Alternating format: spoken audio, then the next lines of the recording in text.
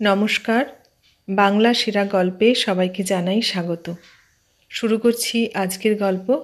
আজ পড়ে শোনাব উপেন্দ্রনাথ গঙ্গোপাধ্যায় লেখা গল্প রামের সুমতি। তাহলে শুরু করি গল্পটা। গল্পের নাম রামের সুমতি।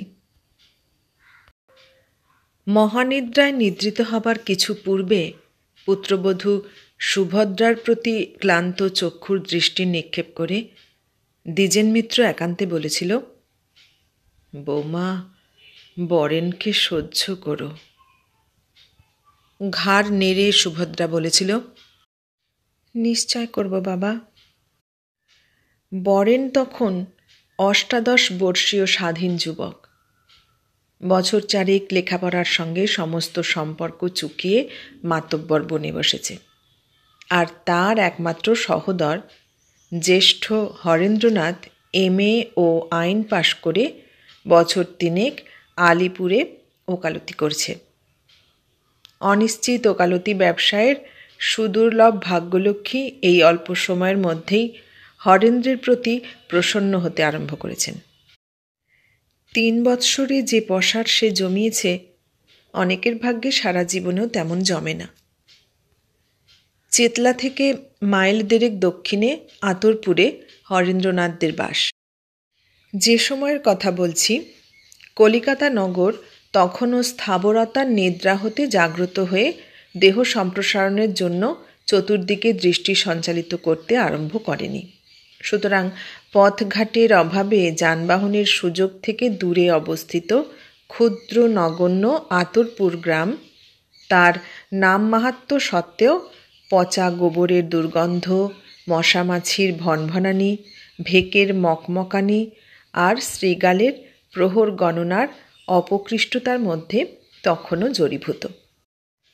এমন বিশ্রী জায়গায় শুধু প্রাণটা কোনো রকমে দেহে বজায় রাখবার জন্যেই জীবনযাপন চলে। কলিকাতার ধনীকন্যা তখনকার দিনের পক্ষে উচ্চশিক্ষিতা, IA পাস, সুন্দরী সুভদ্রা এহেন আতরপুরে মাত্র মধ্যবিত্ত এক সংসারের বধূ হয়ে যেদিন প্রথম এসেছিল, সেদিন সকলেই, মায়ে হরেন্দ্রনাথ পর্যন্ত, এই দুষ্পাচ্য অসামঞ্জস্য উপলব্ধি করে একটু উদ্বিগ্ন বোধ করেছিল। করেনি শুধু সুভদ্রা। তখন আবার শ্রাবণ মাস। চতুর্দিক বর্ষার জলে থই থই করছে। কাঁচা উঠানে কেঁচো আর কেন্নর অবারিত কিলিবিলি। নিরবসর ব্যাঙের কলরবে আর বৈকাল থেকে শৃগালের ডাকে গ্রাম্য নীরবতা বিপর্যস্ত। ২-৪ দিন পরে একদিন একটু ভয়ে ভয়েই হরেন সুভদ্রাকে জিজ্ঞাসা করেছিল, আতরপুর তোমার কেমন লাগছে সুভদ্রা? সংক্ষেপে উত্তর দিয়েছিল সুভদ্রা, ভালো লাগছে। এই ব্যাঙ ডাকা শেয়াল ডাকা সত্ত্বেও? কিন্তু শুধু ব্যাঙ আর শেয়ালই তো এখানে ডাকে না, তুমিও তো ডাকো। সুভদ্রার উত্তর শুনে চক্ষু বিস্ফারিত করে হরেন্দ্র বলেছিল, বলো কি সুভদ্রা, আমিও ডাকি? হাম্বার হবে নাকি? হরেনের কথায় হেসে ফেলে সুভদ্রা বলেছিল, না না, হাম্বার হবে ডাকো না, কিন্তু ইশারায় ইঙ্গিতে এমনকি গলা খাঁকরি দিয়েও ডাকো। তোমার গলা খাঁকরির ডাকের সঙ্গে মেশে ব্যাঙের ডাক সুরেলা হয়ে ওঠে। সাহস পেয়ে হাসি মুখে হরেন বলেছিল, তোমার বদান্যতার জন্যে ধন্যবাদ, কিন্তু ধরো তোমার যদি... হরেনকে কথা শেষ করবার অবসর না দিয়ে সুভদ্রা বলেছিল, তাহলে এতটা খুশি হতাম না। আচ্ছা, তোমার এই কুণ্ঠা কতদিনে যাবে বলো তো? সম্মুখ সমরে সমীর ঘোষকে পরাজিত করে সুভদ্রা হরণ করেছ। তুমি তো অর্জুন, তোমার এত সংকোচ কিসের? প্রসঙ্গ নির্দেশ করে সুভদ্রা হরণের একটু ব্যাখ্যা করার প্রয়োজন আছে। হরেন্দ্র যখন কলিকাতায় মেসে থেকে MA এবং ল অধ্যয়ন করে, তখন প্রবোধ বসু তার সহপাঠী এবং অন্তরঙ্গ বন্ধু। প্রবোধ সর্বদাই মেসে এসে হরেন্দ্রর সঙ্গে আড্ডা দিত ও তাকে নিজেদের গৃহে নিয়ে যাবার জন্য পীড়াপিড়ি করত। কিন্তু ধনী গৃহের আবহাওয়ায় নিঃশ্বাস ফেলা সহজ হবে না আশঙ্কা করে নানা ছলছুতোয় হরেন্দ্র তার অনুরোধ কাটিয়ে দিত। অবশেষে একদিন যখন প্রবোধচন্দ্রের অসুস্থতার সংবাদ বহন করে জোর আহ্বানলিপি এলো, তখন আর ধনীগৃহের নিঃশ্বাসরোধক আবহাওয়ার আপত্তি বজায় রাখা গেল না। রোগীর কক্ষে উপনীত হয়ে হরেন দেখলে শয্যার উপর সোজা হয়ে বসে প্রবোধ একটি যুবক আর একটি তরুণীর সঙ্গে রহস্যালাপে রত। লক্ষণ দেখে রোগটা সাংঘাতিক মনে হলো না। পরিচয় পেয়ে জানলে তরুণটি প্রবোধের ছোট বোন সুভদ্রা, আইএ পরীক্ষারত ছাত্রী, এবং যুবকটি প্রবোধের বন্ধু সমীর ঘোষ, ধনকুবের শিশির ঘোষের একমাত্র পুত্র। আইএসসি পরীক্ষায় বার 2 ফেল করে 3 পুরুষের পৈতৃক কারবারে বসতে আরম্ভ করেছে। উপস্থিত অফিস তাকে মাসিক ভাতা দিচ্ছে 750 টাকা। কথায় কথায় সে কথাও জানা গেল। বিলম্বিত পরিচয়ে হরেন আরও জানতে পেরেছিল পৈতৃক কারবার থেকে তাড়াতাড়ি বিদায় নিয়ে সমীর প্রায় প্রতিদিন প্রবোধদের বাড়িতে হাজিরা দেয়। বলা যেতে পারে সেও অপর এক কারবারেরই তাগিদে। এ পর্যন্ত সে কারবারে সমীর ঢেলেই চলেছে। প্রত্যাগমের বিশেষ কিছু লক্ষণ দেখা যাচ্ছে না। তবে সুভদ্রার বাপ ও মার, বিশেষত মার, এ বিষয়ে জোর পৃষ্ঠপোষকতা আছে বলে ভরসা হয় শেষ পর্যন্ত কারবারে লক্ষ্মীলাভ হতে পারবে। ঘণ্টা 2 অবস্থানের পর হরেন বিদায় চাইলে প্রবোধ জিজ্ঞাসা করেছিল, কাল আসছিস তো হরেন? অকারণ একটু বিবেচনা করার অভিনয় করে হরেন উত্তর দিয়েছিল, কাল? আচ্ছা, আসব। পরদিন বৈকালে কথা মতো হরেন ঠিক উপস্থিত হয়েছিল। সমীর কিন্তু সেদিন আসতে পারেনি। দ্বিতীয় দিনে 3 জনের আড্ডা দেখতে দেখতে যেমন জমে উঠেছিল, প্রথম দিনে 4 জনেও তেমন জমাতে পারেনি। বিদায় গ্রহণের জন্য হরেন উঠে দাঁড়ালে দেখা গিয়েছিল আড্ডার চাকার মসৃণতার গুণে 3 ঘণ্টা কাল অজ্ঞাতসারেই অতিবাহিত হয়েছে। হরেনকে এগিয়ে দিতে গিয়ে সুভদ্রা জিজ্ঞাসা করেছিল, কাল বৈকালে আসছেন তো? হরেন উত্তর দিয়েছিল, আসছি নে, বলবার ঠিক জোর পাচ্ছি নে। সুভদ্রা বলেছিল, আপনাকে আমাদের বাড়ি নিয়ে আসবার জন্যে দাদা তো সর্বদা টানাটানি করতেন, তখন কেন আসতেন না বলুন তো? এক মুহূর্ত চিন্তা করে হরেন বলেছিল, সুভদ্রা এ বাড়িতে থাকে জানতাম না বলেই বোধহয়। হাসি মুখে সুভদ্রা উত্তর দিয়েছিল, আমি কিন্তু জানতাম আপনি মেশে থাকেন। আপনার বিষয়ে দাদার মুখে আমার এত কথা শোনার জানা ছিল যে কাল যখন আপনি এসেছিলেন আপনাকে একটুও অজানা মনে হয়নি। এরপর এ প্রসঙ্গে আর কিছু বলা নিষ্প্রয়োজন। সুভদ্রার শ্বশুর দ্বিজেন্দ্রনাথ ছিল একজন সেকেলে নামজাদা হেডমাস্টার। সুভদ্রার বিবাহের কিছু পূর্বে পত্নীহারা হয়ে সে অবসর গ্রহণ করেছিল। দ্বিজেন্দ্রনাথ শুধু বিদ্বানই ছিল না, সাংসারিক জ্ঞান এবং মনুষ্য চরিত্রবোধে সে ছিল প্রবীণ মানুষ। বরেন যে সুভদ্রাকে ঠিক বরদাস্ত করতে পারছে না, এ কথা উপলব্ধি করতে তার বেশি বিলম্ব হয়নি। তাই মৃত্যুকালে সহ্য করবার ভার সুভদ্রার উপরই দিয়ে গিয়েছিল। সুভদ্রার উদারচিত্ততা এবং কর্তব্যপরায়ণতায় যে পরিচয় সে পেয়েছিল, তার দ্বারা সে বিশ্বাস করত উদ্যত এবং দুর্দম বরেনকে মানিয়ে নিয়ে চলবার তিতিক্ষা সুভদ্রার আছে। সুভদ্রার প্রতি বরেনের বিদ্বেষের কারণ ছিল একাধিক। প্রথমত, তার চেয়ে মাত্র 3 বৎসরের বড় একটা মেয়ে প্রথম বিভাগে আইএ পাশ করার প্রভা নিয়ে সংসারে প্রতিষ্ঠিত হয়ে লোকচক্ষুর সম্মুখে তার মূর্খতার কালিমাকে আরও খানিকটা প্রকট করে দিয়েছিল। দ্বিতীয়ত, ওই ঘৃণিত বিদ্যাবর্তার প্রভাবেই সে তার পিতার অনেকখানি স্নেহ অধিকার করতে সমর্থ হয়েছিল। এবং তৃতীয়ত, শুধু স্নেহই নয়, পিতার দৈনিক সংসার খরচের হিসাবপত্র টাকা করিও অধিকার করেছিল পিতার ধর্মগ্রন্থ পাঠের সময় ও সুবিধা বাড়িয়ে দেবার কৌশলের দ্বারা। পিতার হাতে খরচ থাকার সময় চুরুটটা আষ্টার জন্য 4 আনা পয়সা থেকে 4 পয়সা উপার্জন করা কতকটা সহজেই চলত। সুভদ্রার আমলে একটা পূর্ণ টাকা থেকে 4 পয়সার সুবিধা করতে ঘাম ছুটে যায়। দ্বিজেন্দ্রনাথের মৃত্যুর পর থেকে কেমন যেন একটা হীনতাবোধের প্রভাবে বরেনের কেবলই মনে হয় সুভদ্রার কর্তৃত্ব ক্রমশ উগ্র হয়ে উঠেছে। তার ফলে তার মন ওঠে বিষিয়ে, উচ্ছৃঙ্খলতা যায় বেড়ে। একদিন দ্বিপ্রহরে আহারের পর বরেন বেরিয়ে যাবার উপক্রম করছে। সুভদ্রার নিকটে এসে জিজ্ঞাসা করলে, ঠাকুরপো, কোথায় যাচ্ছ? কিছু আগে একটা কোনো প্রসঙ্গ নিয়ে একটু তিক্ততার সৃষ্টি হয়েছিল। ভ্রু কুঞ্চিত করে বরেন বললে, যেখানে যাচ্ছি সেখানে। আচ্ছা, সেখানেই যেও, কিন্তু লক্ষ্মী ভাই, যাবার আগে একটা কথা শোনো।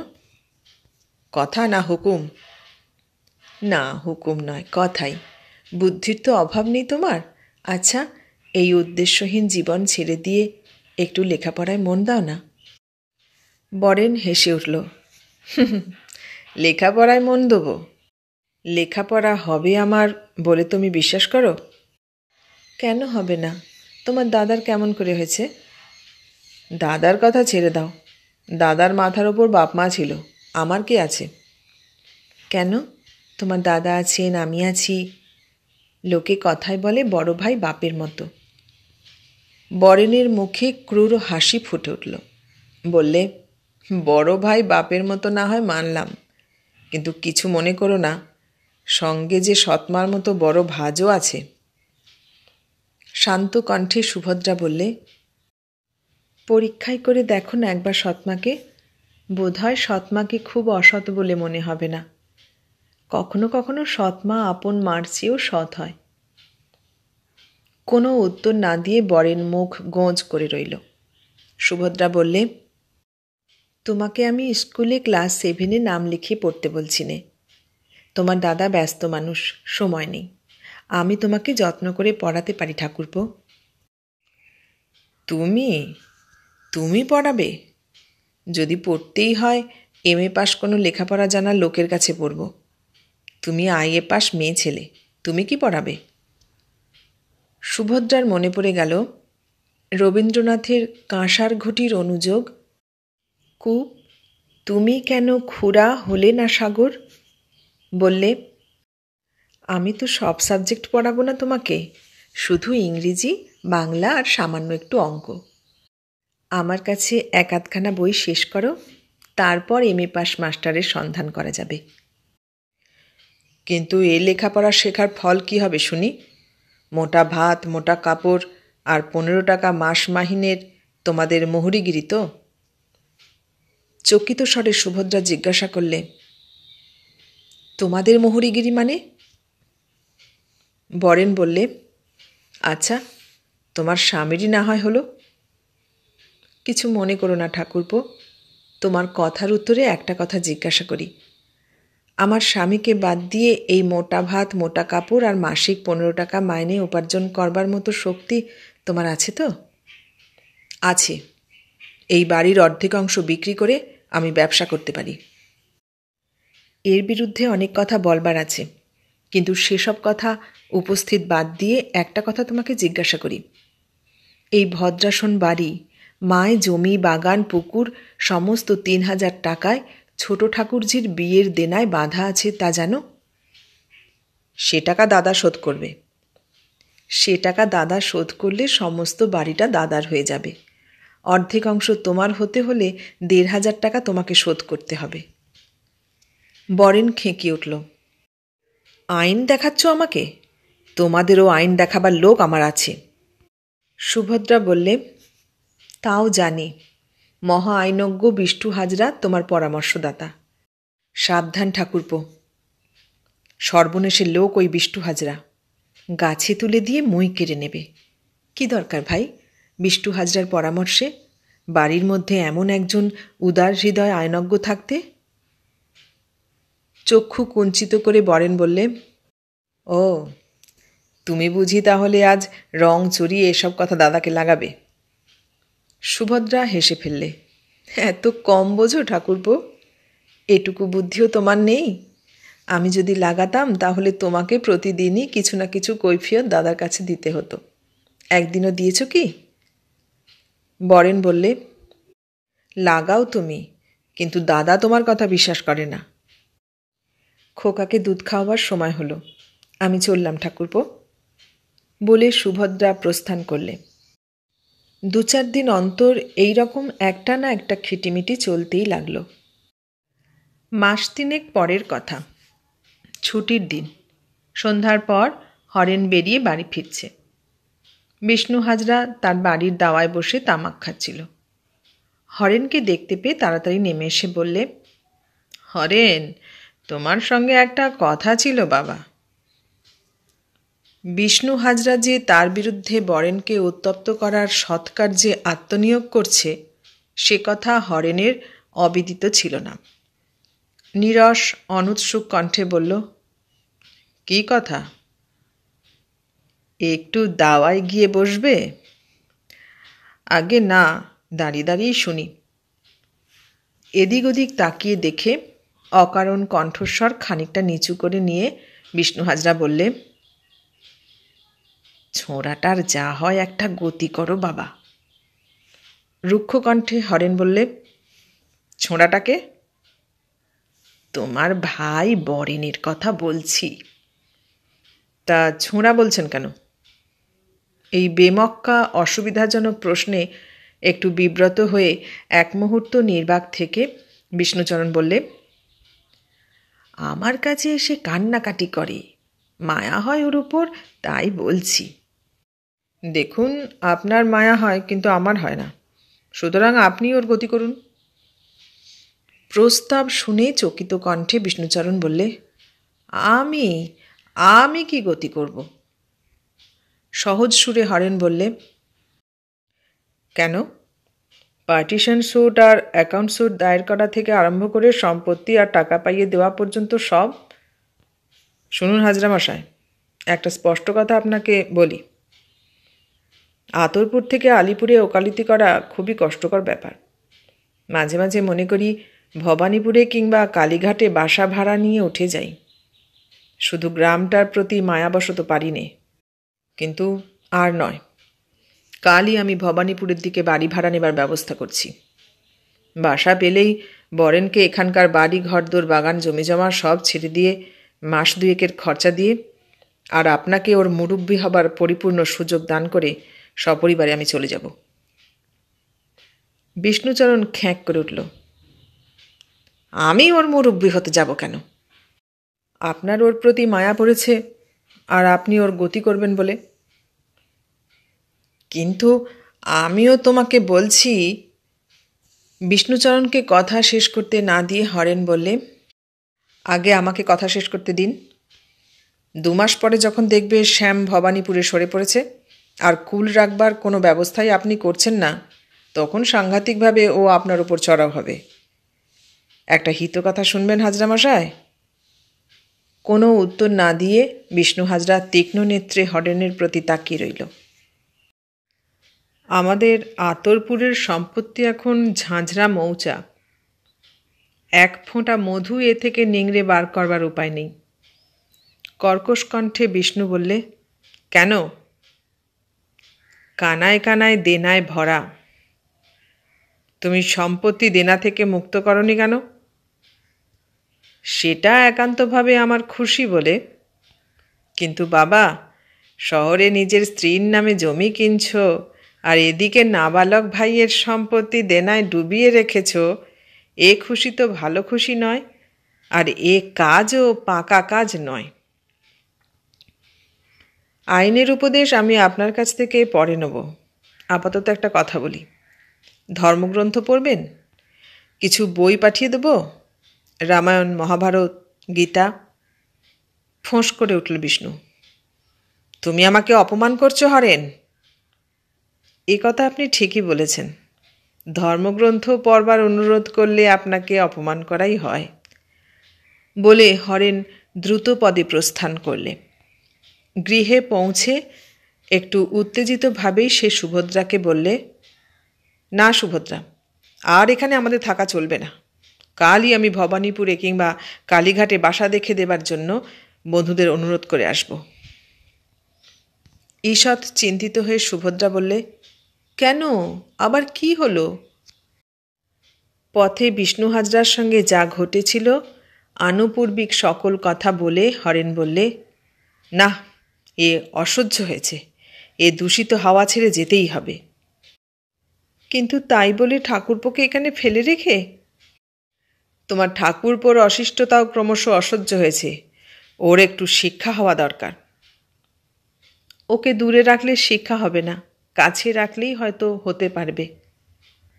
তাহলে কাছেই রাখো। ধন্য তোমার সহ্য শক্তি সুভদ্রা, আমার আগে তোমারই ওটাকে অসহ্য হওয়া উচিত ছিল। ওর কত উৎপীড়ন তোমাকে সহ্য করতে হয়, গোলাপের কাছে তা জানতে আমার বাকি নেই। গোলাপ সংসারের পুরনো ঝি। রুষ্ট কণ্ঠে সুভদ্রা বললে, গোলাপ বুঝি ঠাকুরপোর নামে তোমার কাছে লাগায়? মাথা নেড়ে হরেন বললে, না না, ঠাকুরপোর নামে লাগাবে কেন? তোমার দুঃখের কথা আমাকে জানায়। আমার দুঃখের কথা গোলাপ কি জানে যে তোমাকে জানাবে?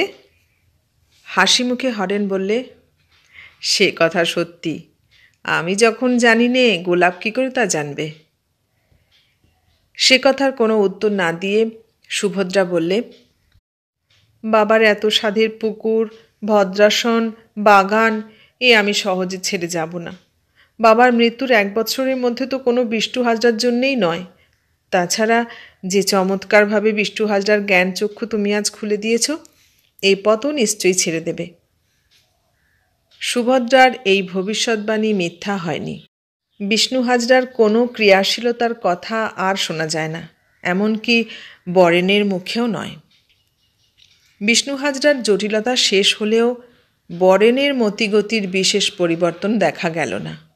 এমনকি দ্বিজেন্দ্রনাথের মৃত্যুর বছর দেড়েক পরে তার উশৃঙ্খলতা পুনরায় এক নূতন পথ ধরে সজোরে মাথা চাড়া দিয়ে উঠল। বেলা 10টা। আদালত যাবার জন্য প্রস্তুত হয়ে হরেন সুভদ্রাকে জিজ্ঞাসা করলে, বরা এসেছে? মাথা নেড়ে সুভদ্রা বললে, না। তারপর কতকটা যেন নিজেকেই বলতে লাগলো, সেই কাল দুপুরে 2টো ভাত মুখে দিয়ে বেরিয়েছে, আর আজ এতটা বেলা পর্যন্ত দেখা নেই। যাত্রা শুনতে হবে তো দুপুরবেলাই বা যাওয়া কেন? আর আজ এখন পর্যন্ত না আসবারই বা কী কারণ আছে? বিরক্তিসূচক কণ্ঠে হরেন বললে, ইদানিং ও আবার বাড়াবাড়ি লাগিয়েছে, তুমি ওকে ভালো করে শাসন করো সুভদ্রা। সুভদ্রা বললে, আমি শাসন করলেও মানবে কেন? তোমাকে ভয় করে, তুমি করো। হরেন বললে, আমাকে হয়তো ভয় করে, কিন্তু যতই খিটিমিটি করুক তোমার সঙ্গে, তোমাকে ও ভালোবাসে। তোমার কথায় ও সহজে বশীভূত হবে। তারপর ব্যস্ত হয়ে বললে, দেরি হয়ে যাচ্ছে, আমি চললাম। এসো। হরেন চলে গেলে হরেনের কথা ভেবে সুভদ্রা মনে মনে একটু হাসলে। উদার হৃদয় তোমার, কত ভুলভ্রান্তি না করতে পারো। শ্বশুর ছিলেন বিচক্ষণ মানুষ, তিনি বুঝেছিলেন কোথায় গলদ, তাই শেষ সময়ে অনুরোধ করে গেছেন ঠাকুরপোকে সহ্য করতে। প্রতিশ্রুতি যখন দিয়েছি শেষ পর্যন্ত সহ্য করব। কিন্তু মাসখানেকের মধ্যে যেসব ঘটনা ঘটেছে তার কিছুটাও যদি জানতে, তাহলে অমন করে ভালোবাসার কথা তুলতে পারতে না।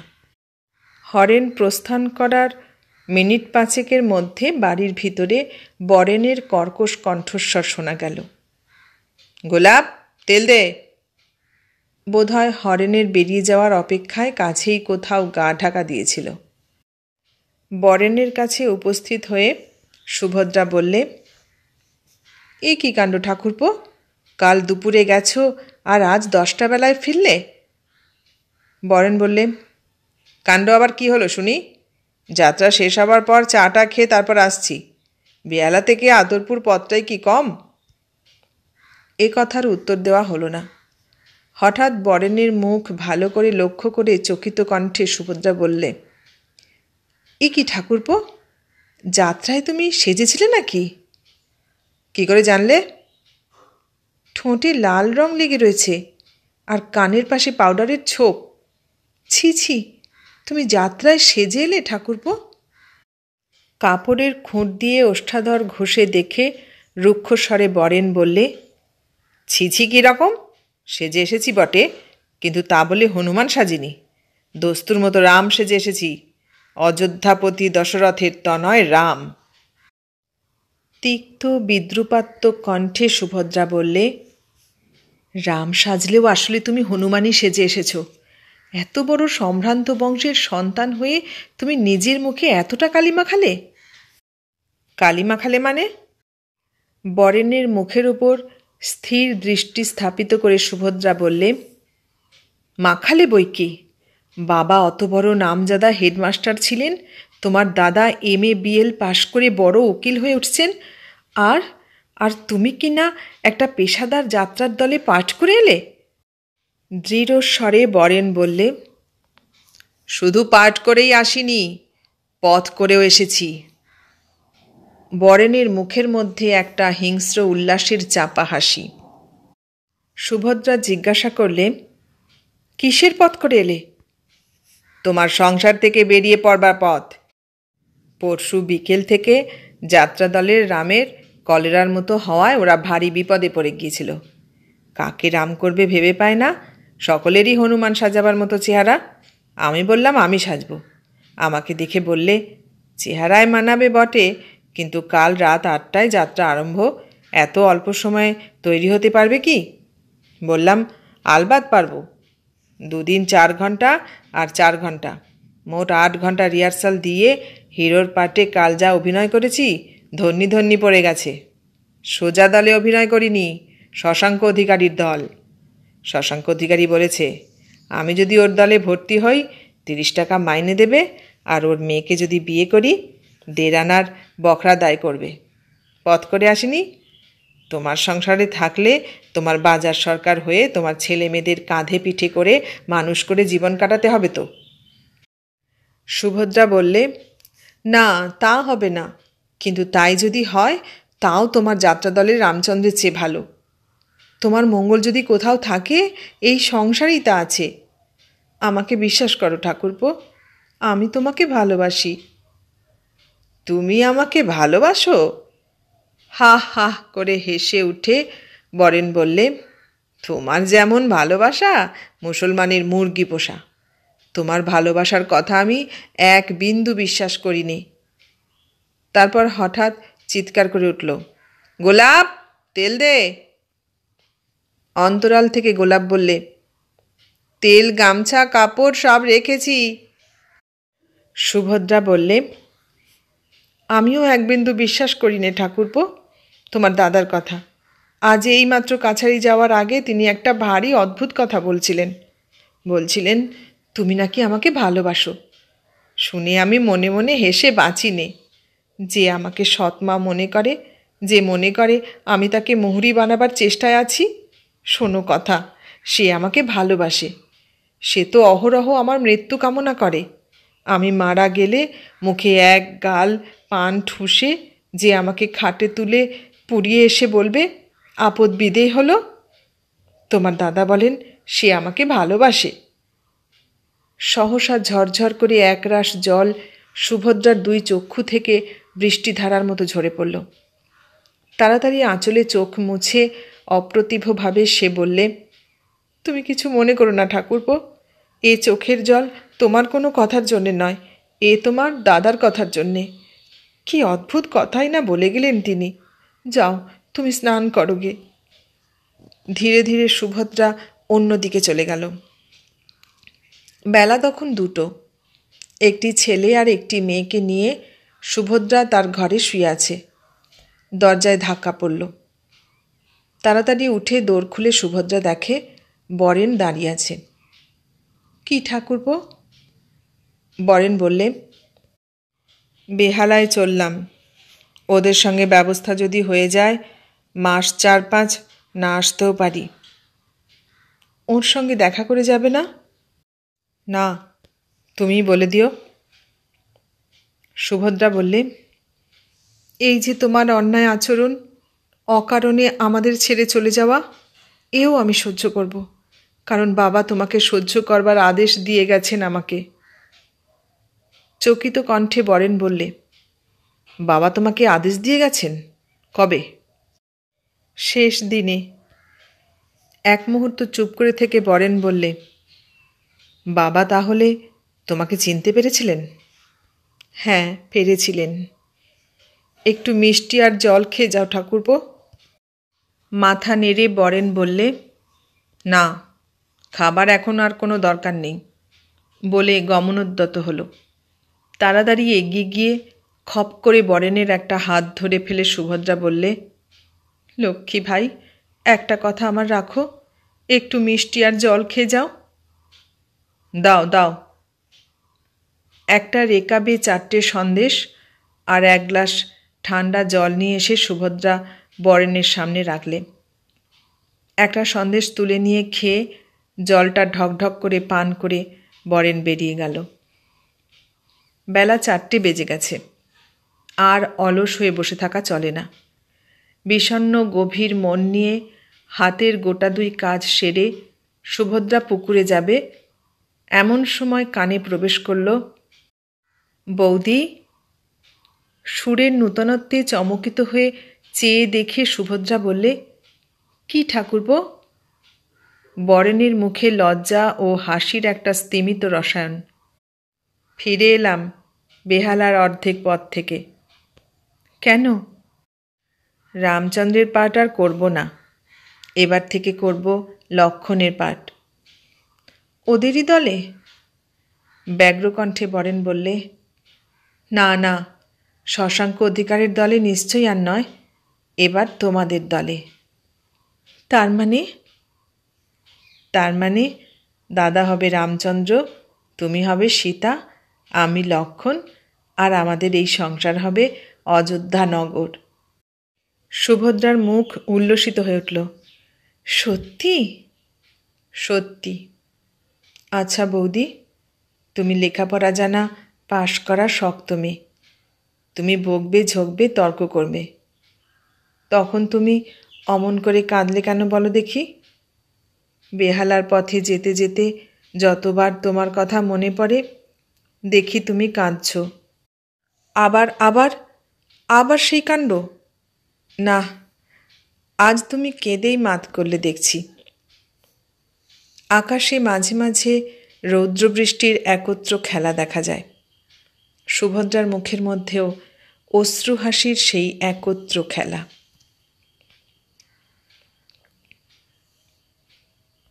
এতক্ষণ শুনলে উপেন্দ্রনাথ গঙ্গোপাধ্যায়ের লেখা গল্প রামের সুমতি। কেমন লাগলো গল্পটা? ভালো লাগলে লাইক, কমেন্ট, শেয়ার করো, আর নতুন বন্ধু হলে সাবস্ক্রাইব করার অনুরোধ রইল। সবাইকে অনেক ধন্যবাদ জানিয়ে আজ এখানেই শেষ করলাম।